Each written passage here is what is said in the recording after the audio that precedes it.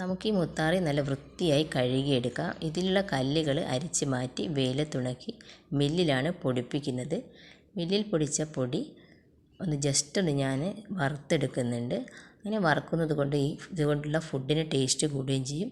ഈ പൊടി എളുപ്പത്തിൽ പൂത്ത് പോകാതിരിക്കുകയും ചെയ്യും. റാഗി പൗഡർ ആവശ്യമുള്ളവർ ഈ നമ്പറിൽ കോൺടാക്റ്റ് ചെയ്യുക. പിന്നെ ഇതിൻ്റെ ഡീറ്റെയിൽഡ് വീഡിയോ ലിങ്ക് ഞാൻ ഡിസ്ക്രിപ്ഷനിൽ കൊടുക്കാം. നമ്മുടെ ഹെൽത്തിന് ഒരുപാട് ഗുണം ചെയ്യുന്ന ഒരു ധാന്യമാണ് റാഗി. ഇത് നമുക്ക് ഡെയിലി ഫുഡിൽ ഉൾപ്പെടുത്താവുന്നതാണ്. റാഗിയിലുള്ള കാൽസ്യം നമ്മുടെ എല്ലിനെ സ്ട്രോങ് ആക്കുന്നു. അതുപോലെ അയൺ, HB കൂട്ടാൻ സഹായിക്കുന്നു. സ്കിന്നിൻ്റെ ആരോഗ്യത്തിന് റാഗി വളരെ നല്ലതാണ്. നമുക്കിത് ഫേസിലും അപ്ലൈ ചെയ്ത് കൊടുക്കാം. പ്രമേഹ രോഗികൾക്കും ഇത് പതിവായി കഴിക്കാം. റാഗി പൗഡർ കൊണ്ട് നമുക്ക് പുട്ട്, പത്തിരി, അട ഇതെല്ലാം ഉണ്ടാക്കി കഴിക്കാം.